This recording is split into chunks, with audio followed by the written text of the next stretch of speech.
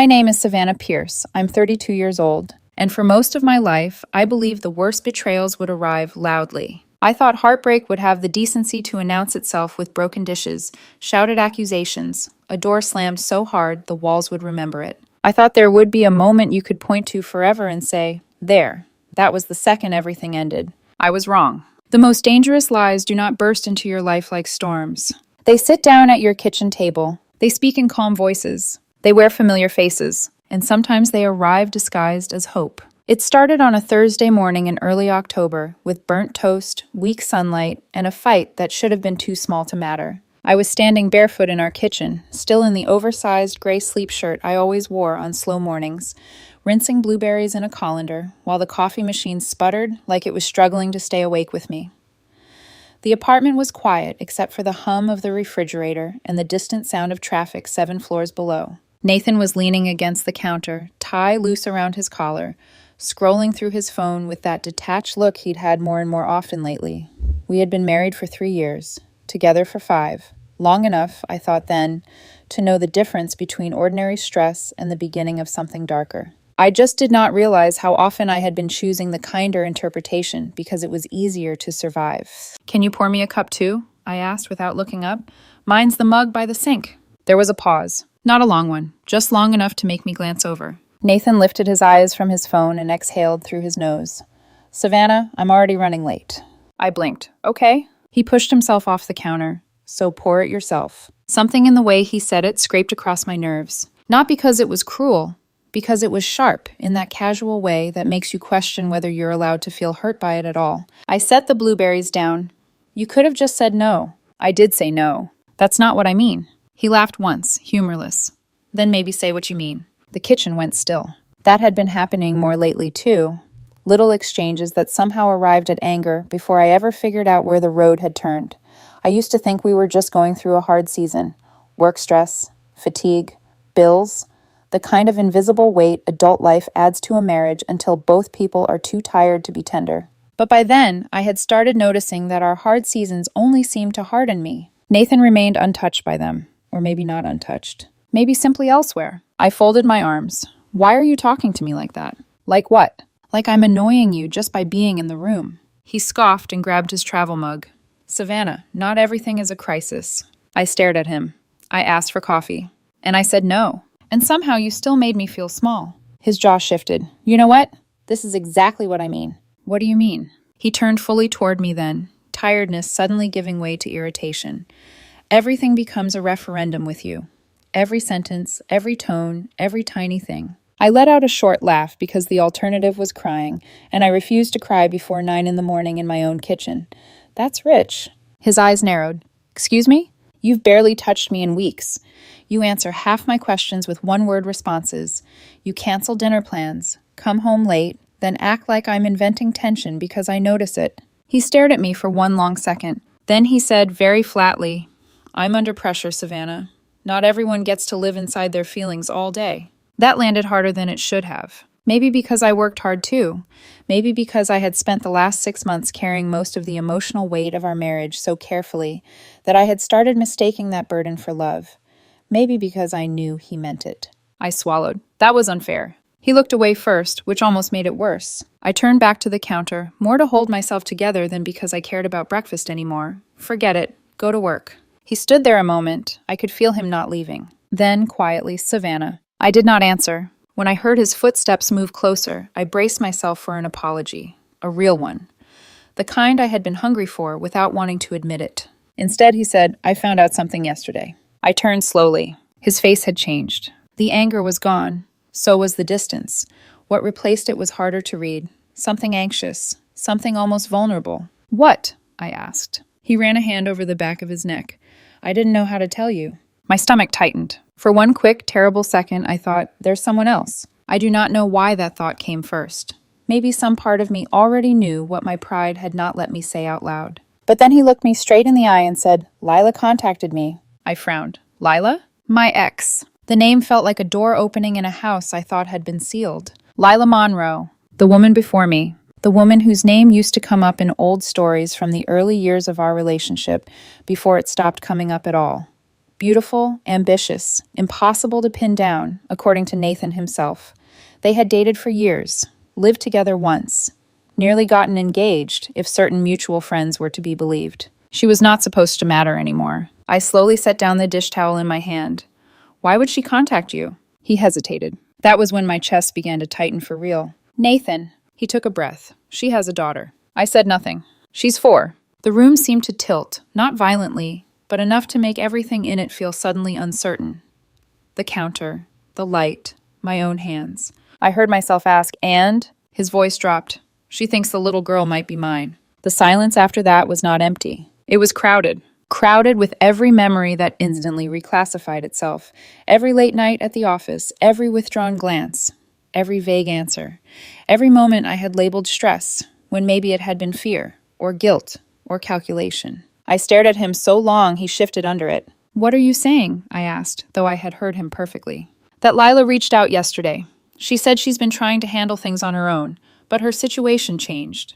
She thinks the timing lines up. She wants a paternity test. His words came carefully, like he had rehearsed them on the drive home, and again in the shower, and again lying awake beside me. I took a step back. A 4-year-old. He nodded once. I laughed then. Not because anything was funny, because my body needed somewhere to put the shock, and laughter was closer to breathing than screaming. A 4-year-old, I repeated, meaning this child was conceived when. His face tightened, right before we got serious. No, I shook my head. No, don't do that. Don't soften it with wording. Give me dates. Savannah. Give me dates. He closed his eyes briefly. Around the time we first started seeing each other. There it was. Not before me. Not cleanly before us. During the blurred, unspoken, dangerous beginning, when I had thought we were building something real, and he had apparently still been standing in 2 lives at once. I felt heat rise up my neck. You told me that was over. It was over. Apparently not enough. He looked exhausted. I didn't know about the child. That is not the same thing as innocence. My voice came out sharper than I intended, but I could not seem to call it back. The kitchen no longer felt like mine. It felt like a witness. Nathan stepped towards me. I'm telling you now because I didn't want there to be secrets. I actually smiled at that, which startled us both. No secrets, I said softly. That's what we're calling this. His face fell. Savannah, how long have you known? Since yesterday afternoon.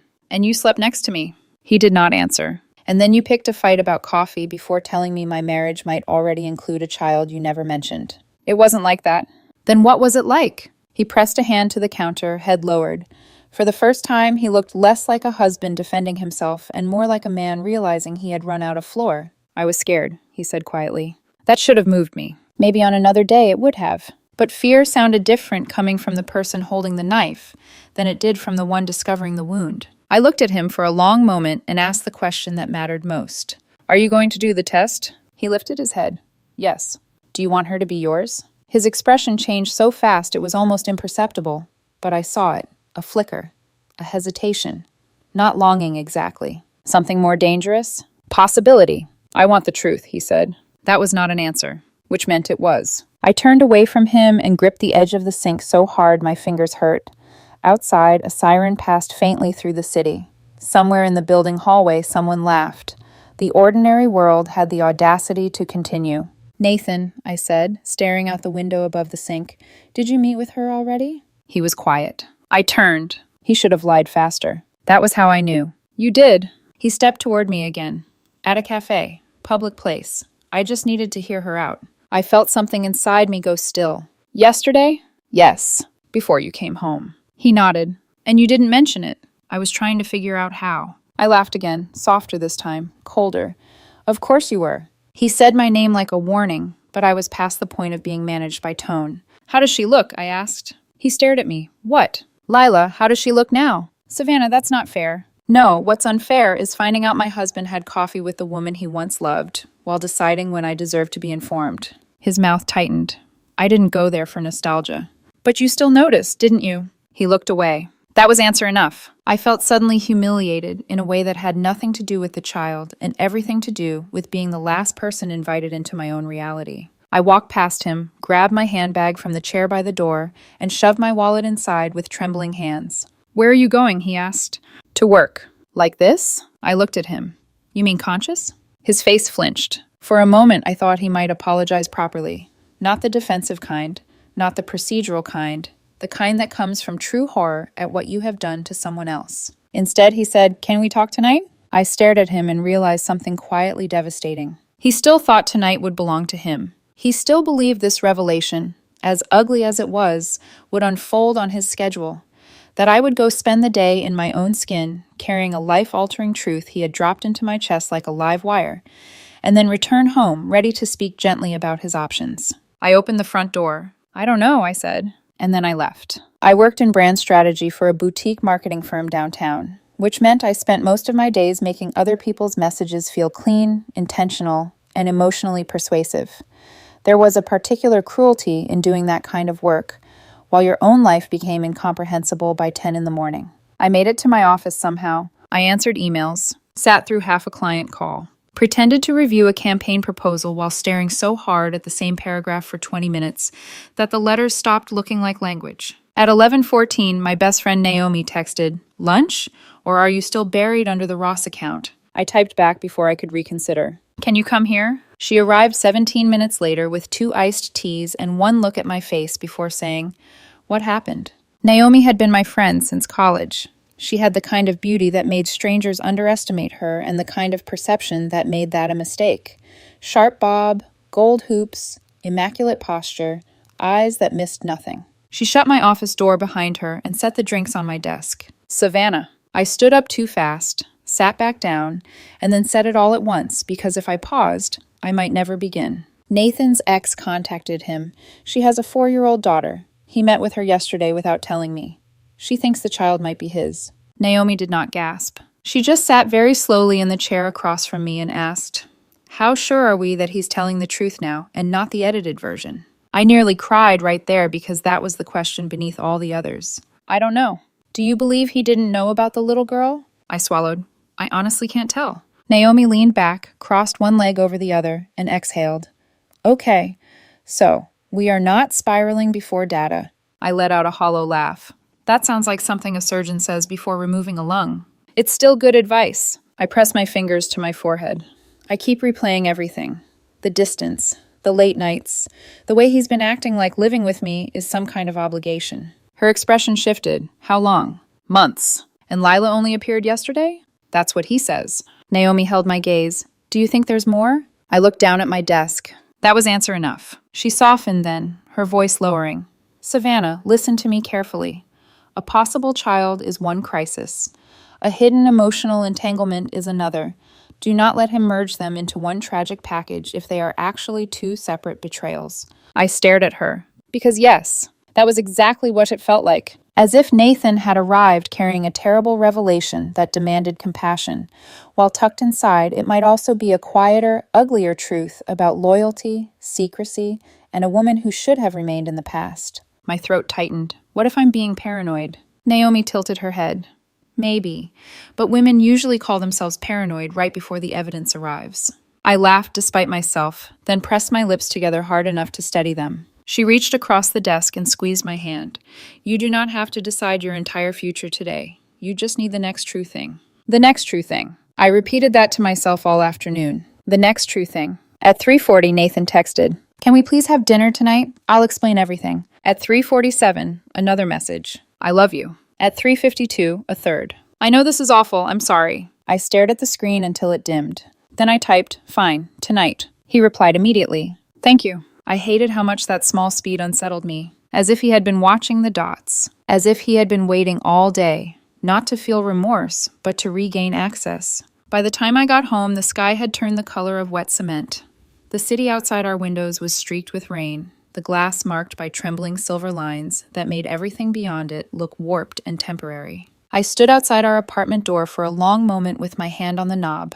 There are moments in life when your body knows before your mind does. That night, something in me hesitated. Not dramatically, not enough to make me turn around. Just enough to whisper, "Pay attention." When I stepped inside, the apartment was quiet. Too quiet. No television, no music, no clatter from the kitchen. Then I smelled garlic and rosemary. Nathan was cooking. For anyone else, that might have been sweet. For me, it felt strategic. I set down my bag and walked farther in. The dining table had been set, real plates, cloth napkins, 2 candles already lit, a bottle of red wine breathing beside the salad bowl. On the counter near the stove sat my favorite lemon cake from the little bakery 3 blocks away, the one with sugared edges and too much frosting in the center. I stared at it all. Nathan emerged from the kitchen in a navy sweater I had bought him last winter. The one I once told him made him look trustworthy. The irony nearly took me to my knees. "Hey," he said softly. I did not answer right away. His eyes searched my face. I wanted us to talk without fighting. "So you built a stage?" That hurt him. I could see it. A part of me still hated that it did. "I'm trying," he said. I looked around the room again. The candles, the wine, the cake, the effort. And beneath it all, something else. Panic. He was afraid. Not just of losing me, of losing control of the story. "I'm not hungry," I said. He nodded once, like he had expected that. "Then just sit with me for a minute." I should have refused. Maybe a stronger woman would have. But strength does not always look like leaving instantly. Sometimes it looks like staying still long enough to see what a person does when they think softness might still work. So I sat. Nathan poured water into my glass, not wine. He knew I would not trust wine right then. Knew me well enough to anticipate my suspicions. That realization wounded me in a way I cannot fully explain. He sat across from me and folded his hands. "Lila reached out 6 days ago," he said. I looked up sharply. "6?" He winced. "She first messaged me 6 days ago. I didn't respond until yesterday." There it was. Not the whole lie, perhaps, but another layer. I let out a slow breath. "You said yesterday, like yesterday was the beginning." "I know." "No, don't do that either. Don't give me these neat little guilty phrases like they fix chronology." His shoulders dropped. "You're right." "How many messages?" "A few at first, then more. She said it was urgent." "Did she tell you immediately what it was about?" "Yes." I smiled without warmth. "So for 6 days, you woke up beside me, knowing your ex believed she might have your child, and you said nothing." He looked wrecked then. Good. Not because I wanted to hurt him. Because for one brief second, reality was finally reaching him at the same speed it had reached me. "I was trying to protect us until I knew more," he said. "No," I said quietly. "You were protecting yourself until you knew what version would make you look least guilty." The words hit exactly where they needed to. He looked down. Outside, thunder rolled somewhere far off. Nathan rubbed both hands over his face. "I handled it badly." "That sentence is so small for what it covers." He nodded. Then he looked at me with an expression I had once trusted completely. "There's something else," he said. The air left the room. And just like that, I knew this story had not yet reached its ugliest truth. "There's something else," Nathan said. If the first revelation had cracked something inside me, this one felt like watching the fracture spread in slow motion. Inevitable, irreversible. I didn't move. Didn't blink. Just sat there in that carefully staged dining room, candles flickering like they were trying to soften something that could no longer be softened. "What else?" I asked. My voice sounded calm. That scared me more than if I had been screaming. Nathan swallowed. His fingers tightened together on the table like he needed to hold on to something solid. "She didn't just reach out about the possibility," he said. She's been struggling." I waited. With money, with work, with raising her daughter alone. Still waiting. "And?" He hesitated. That hesitation told me everything before he even spoke. "I've been helping her." The room went quiet in a way that felt heavier than silence, like the walls themselves had leaned in to listen. "How?" I asked. "Just small things at first," he said quickly. "Groceries, a few transfers, nothing major."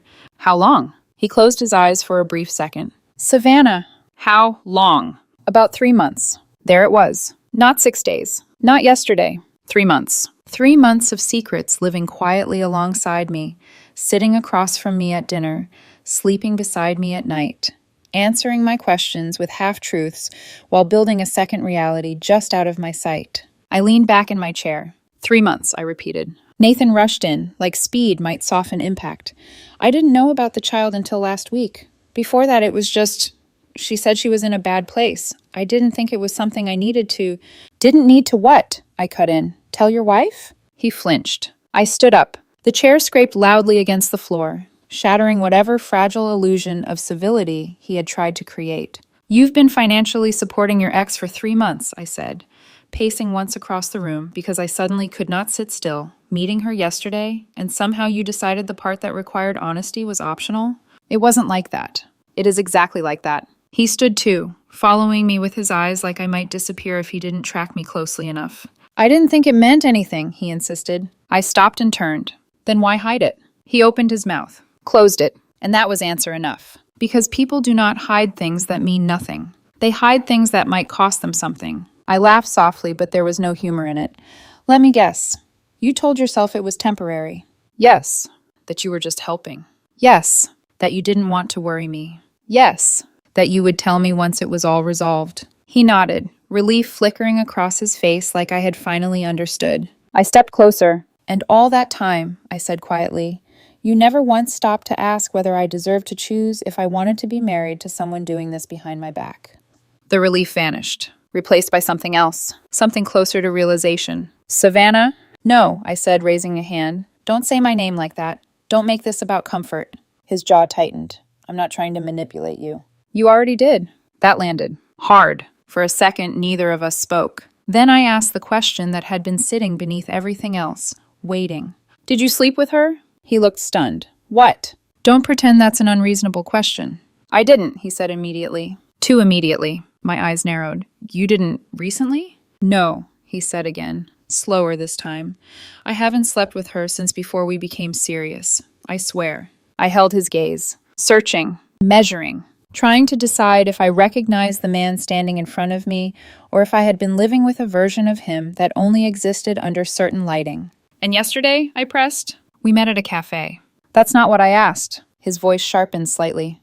No, nothing happened yesterday. I studied him for another long moment, then nodded once. Okay. He blinked, surprised. Okay? Okay, I repeated. Because here was the truth I was beginning to understand in real time. It almost didn't matter anymore. Whether he had touched her yesterday or not was a detail. What mattered was the architecture of deception he had already built. The fact that there was a part of his life, significant, emotional, financial, that I had been completely excluded from. I walked back to the table, picked up the glass of water he had poured for me, and took a slow sip. My hands were steady now. Too steady. That was when Nathan started to look afraid. What are you thinking? He asked. I set the glass down carefully. I'm thinking, I said, that I don't know who I'm married to. His face fell. That's not fair. No, I said softly. What's not fair is finding out my reality has been edited. He stepped closer again, more urgent now. I'm telling you everything now. Because you had to. I chose to. You chose to after the situation became too big to hide. That's not true. It is, I said. And the fact that you can't see that is worse than the lie itself. Silence stretched between us again. The candles flickered lower. One of them guttered slightly, wax spilling over the side like something melting down. Nathan ran a hand through his hair. What do you want me to do? The question hung in the air. Simple. Impossible. I looked at him. At the man I had built a life with. At the man who had just shown me how easily that life could be divided into visible and invisible parts. I want the truth, I said. You have it. I shook my head. No, I have pieces of it, delivered under pressure. He exhaled sharply. Then ask. So I did. Have you been talking to her every day? Not every day. How often? A few times a week. Have you told her about me? Yes. How? He frowned. What do you mean? Does she think I'm your wife? I asked slowly. Or just someone you happen to live with? His expression shifted. Too subtle for anyone who didn't know him. But I knew him, or at least I thought I did. She knows we're married, he said. That wasn't my question. His silence answered it. A cold weight settled in my chest. What did you tell her? I pressed. That things between us have been strained. I let out a quiet breath. Of course. Of course he had. Because it is easier to justify betrayal when you first weaken the story of your relationship. Make it sound fractured. Temporary. Less real. So she thinks our marriage is already breaking, I said. I didn't say that. You implied it. He didn't deny it. I nodded slowly, absorbing that. Another piece. Another fracture. Then I asked the question I had been avoiding. Do you want to be with her? His head snapped up. No. Not even a little? No. Not even because of the child? He hesitated. There it was again. That hesitation. That tiny, dangerous window where possibility lived. I don't know, he admitted. And somehow that hurt more than a lie would have. Because it was honest. And honesty, at the wrong time, can be brutal. I stepped back, creating space, needing it. Okay, I said. He stared at me. Okay, what? Okay, now I know. That's not Savannah, don't do that. Do what?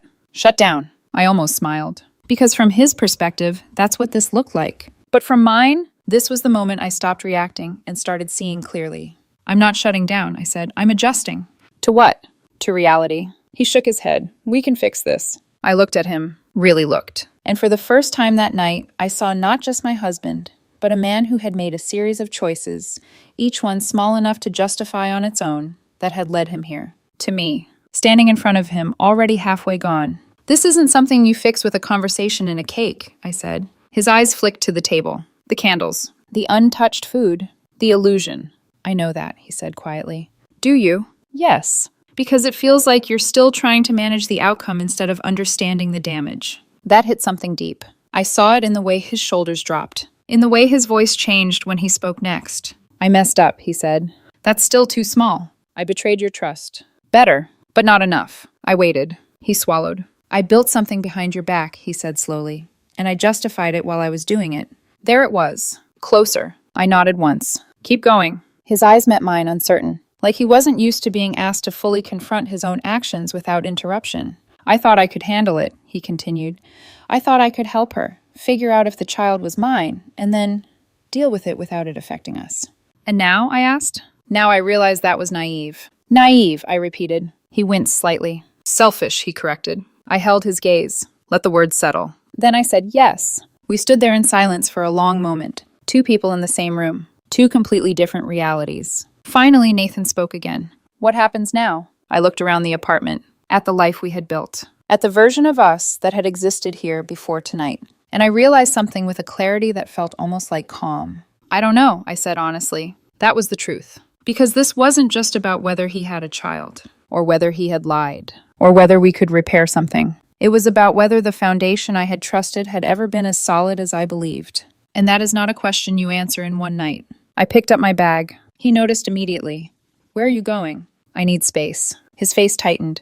"Savannah, I'm not leaving forever," I said. "I'm leaving tonight." He hesitated, then nodded slowly. "Okay." I walked past him toward the door. My hand hovered on the knob for a second. Then I turned back. "One more thing," I said. He looked up. "If the test comes back positive," I continued, "you need to decide who you want to be before you decide what you want." He frowned slightly. "What does that mean?" "It means," I said, "that this isn't just about fatherhood. It's about integrity." He held my gaze, trying to understand. Maybe starting to, maybe not. I opened the door, stepped out, and this time, when it closed behind me, it didn't feel like the end. It felt like the beginning of something much more complicated. I didn't go back that night, or the night after, or the one after that. Instead, I ended up at Naomi's apartment, a narrow, sunlit space on the east side that always smelled faintly of citrus and books, the kind of place that felt intentional, grounded, like nothing inside it happened by accident. Unlike my marriage. Naomi didn't ask questions the second I walked in.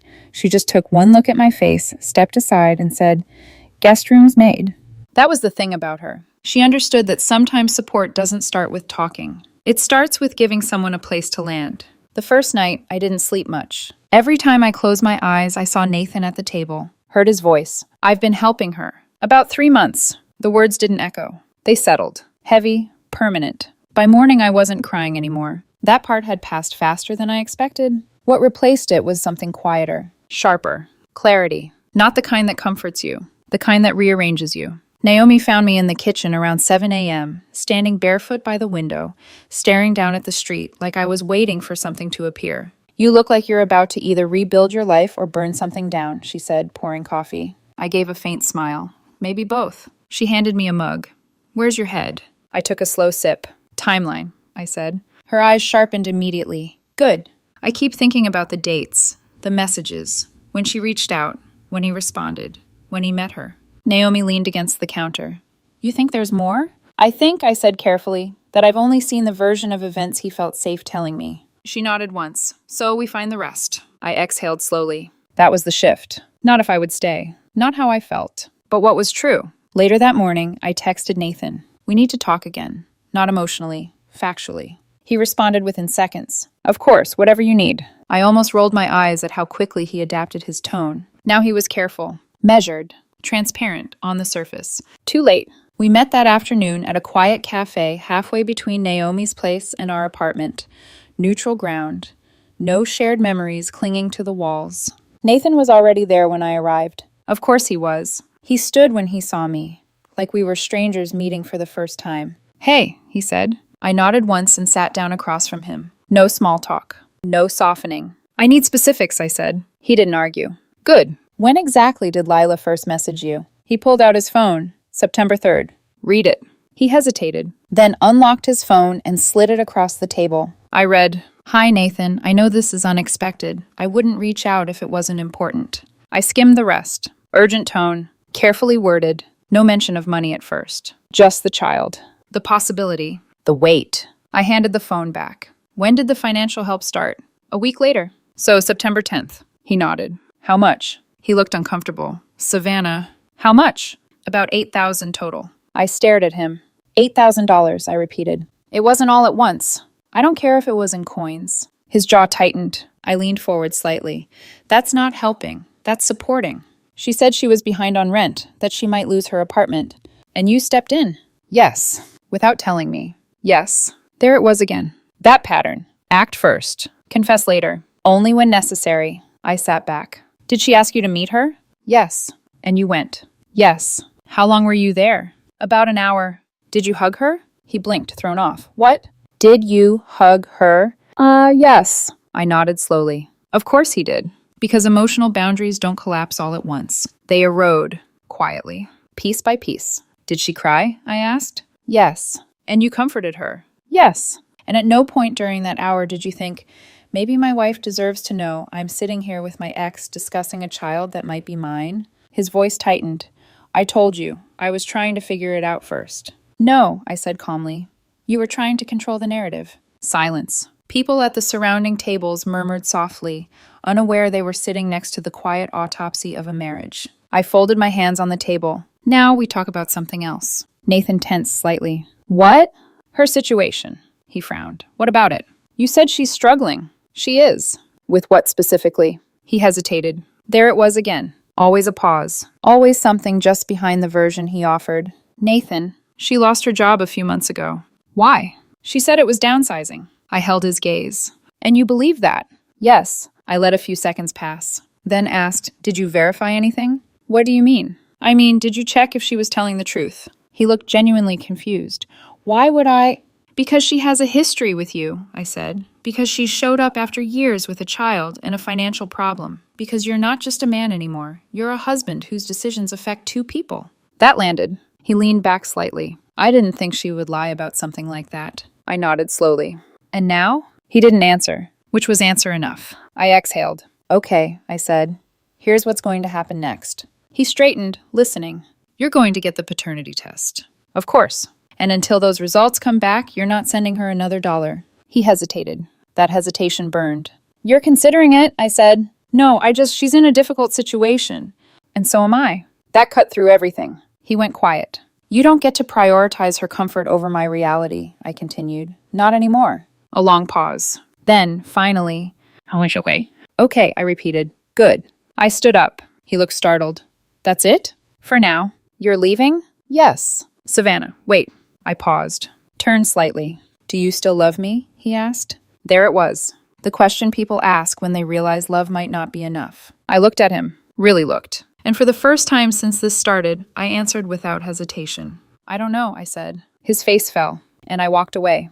The next week moved slowly. Not because time dragged. Because everything felt heavier. Intentional. Every conversation. Every decision. Every breath. Nathan followed through on the test. I knew because he texted me updates I didn't ask for. Appointment scheduled. Samples submitted. Waiting on results. Each message read like a progress report. Like we were managing a project. Not unraveling a life. Naomi kept me grounded. Work gave me structure. But underneath it all, something had shifted permanently. I wasn't waiting for him to fix this. I was watching. Learning. Reevaluating everything I thought I knew. 3 days later, Naomi walked into the living room holding her phone. You're not going to like this, she said. My stomach tightened. What? She handed me the screen. It was a social media profile. Lila. I hadn't seen her in years. She looked polished. Too polished for someone supposedly on the edge of losing everything. Designer clothes. Weekend brunch photos. A recent post from 2 weeks ago. Champagne. Rooftop view. Caption about finally breathing again. I stared at it. Then at Naomi. She's struggling? Naomi said. I didn't answer. Because something cold had just settled into place. Not just doubt. Not just suspicion. Something clearer. Savannah, Naomi said carefully. Either she's lying to him, or he's lying to you. I looked back at the photo, at the smile, at the life that didn't match the story I had been given. And for the first time since this began, I felt anger. Not explosive, not chaotic, focused, precise. Because this wasn't just about betrayal anymore. This was about deception, layered on deception. And I was done being the last person to see it. I grabbed my phone. Nathan's last message still sat there, waiting. I typed, "We need to talk tonight, no delays." He replied almost instantly, "Okay, good." Because this time, I wasn't coming for explanations. I was coming for the truth. By the time I got back to the apartment that night, I wasn't nervous. That surprised me. A week ago, walking through that same door had felt like stepping into something fragile, something that might still be repaired if handled carefully. Now, it felt like entering a place where the outcome had already been decided. Not by anger, by clarity. Nathan was waiting. Of course he was. He stood up the second I walked in, like he'd been listening for my footsteps, like he hadn't moved since the last time I left. "Hey," he said, voice tight. I didn't answer right away. I set my bag down, took in the room. The same apartment, the same furniture, the same life. But it didn't feel like mine anymore. "Sit," I said. He blinked. "What?" "Sit down." Something in my tone made him obey without argument. Good. Because tonight wasn't about managing his comfort. I sat across from him at the same table. No candles this time. No illusion. Just two people and the truth that had been circling us for days. "I saw her profile," I said. He frowned. "What?" "Lila." Confusion flickered. "Okay." "She's doing just fine." His face shifted slightly. "What do you mean?" "I mean she's not struggling the way you told me she was." Silence. Not long. Just long enough. "You checked her social media?" he asked. I almost laughed. "That's your takeaway?" Savannah, people don't post their worst moments online." "No," I said calmly. "But they also don't post luxury brunches and rooftop champagne while supposedly on the verge of eviction." That hit. I saw it. The moment something in his certainty cracked. "She told me—" "I know what she told you," I cut in. "I want to know why you believed it without question." His jaw tightened. "Because I trusted her." "And that didn't feel like a problem to you?" "She's not a stranger." "Exactly. That was the problem." I leaned forward slightly. "She's not a stranger," I repeated. "She's your ex, a woman you once loved, a woman who shows up after years with a child that might be yours and a financial crisis, and you don't question any of it?" His voice rose slightly. "What are you implying?" "I'm not implying anything," I said. "I'm asking if you ever stop to consider that you might not be the only one being told a version of the story." That landed harder. Because now it wasn't just about what he did. It was about whether he had been manipulated too. Nathan ran a hand through his hair, pacing once across the room. "I didn't think she'd lie about something like that," he said again. But this time it sounded weaker. "Because you needed to believe her," I replied. He stopped. Looked at me. "Why would I need that?" "Because it gave you a reason," I said quietly. "To stay connected, to feel necessary, to step into something that wasn't your life anymore, but still felt familiar." His expression changed. Subtle, but undeniable. I saw it, that uncomfortable recognition. And suddenly everything made more sense. The money, the secrecy, the hesitation. This wasn't just about a child. It was about a door he had never fully closed. "I didn't," he started, then stopped. Because even he didn't believe the sentence anymore. I let the silence stretch. Let him sit in it. Finally, he spoke again. "I need to talk to her." "Yes," I said immediately. That surprised him. "You agree?" "I insist." He frowned. "Why?" "Because I'm done being the only one in this situation asking questions." He studied me, trying to understand what had changed. "Everything." "That's not how this works," he said carefully. "It is now." "Savannah." "No," I said, cutting him off. "You don't get to manage this anymore. You don't get to filter information, or decide timing, or protect me from reality. You had your chance to do that honestly. You didn't." He went quiet. And for the first time since this began, he looked like someone who understood he was no longer in control. "Call her," I said. "Now." He hesitated. Of course he did. Because truth, when it arrives in real time, doesn't allow rehearsal. "Put it on speaker." His eyes searched mine, looking for softness, for hesitation, for anything that would give him space to delay. There was nothing. Slowly, he pulled out his phone. Dialed. The ringing filled the room. Once, twice, 3 times. Then, "Hey," a woman's voice answered. Light, casual, unaware. Nathan swallowed. "Lila." A beat. "Oh, Nathan, hi." Her tone shifted slightly. More alert now. "What's going on?" "I need to ask you something." "Okay, Hen." He glanced at me. I didn't move. Didn't help. Didn't interfere. This was his truth to face. "You told me you were behind on rent," he said. "That you were struggling financially." A pause. Short. Too short. "Yeah," she said. "I am." I stepped forward slightly. "Ask her about the posts," I said quietly. Nathan hesitated. Then, I saw your social media. Another pause. Longer this time. Then a small breathy laugh. Oh, that. Something in my chest went cold. What about it? He asked. That's just appearances, she said lightly. You know how it is. People don't show everything. Nathan's voice hardened slightly. You looked fine. I'm managing, she replied. That doesn't mean things are easy. I watched his face, watched the doubt, the shifting, the slow, painful realization that things weren't aligning the way he had believed. Then he asked the question that changed everything. Lila, is there anything you're not telling me? Silence. Real silence this time. The kind that stretches. The kind that answers before words do. And then, I didn't think it mattered, she said. My breath caught. Nathan's hand tightened around the phone. What didn't matter? I mean, I am struggling, just not in the way I made it sound. How did you make it sound? Another pause. I needed help, she said finally, and I knew you'd be more likely to. You lied, he cut in. Her tone sharpened slightly. I didn't lie. You manipulated the situation. Don't say it like that. How should I say it? Silence again. Then, you owe me at least a conversation, she said. That sentence landed like a spark in dry air. Nathan froze. What? You disappeared, she continued. You moved on. You built a whole life, and I was left to deal with everything alone. You chose that, he said. No, she snapped. We both did. I watched him. Watched the conflict flicker across his face. Because now, this wasn't just about truth. It was about history. About unfinished emotions. About things that had never been properly closed. And suddenly, I understood something with terrifying clarity. This situation didn't begin last week. Or 3 months ago. It began years ago. And it had been waiting. You need to tell me the truth about the child, Nathan said, voice tight. I told you the truth. Did you? He pressed. Or did you just say what would make me stay involved? Silence. Then, quieter. I think she might be yours. You think? That's what I said from the beginning. And the timing? It lines up. Exactly? Another pause. I don't know exactly.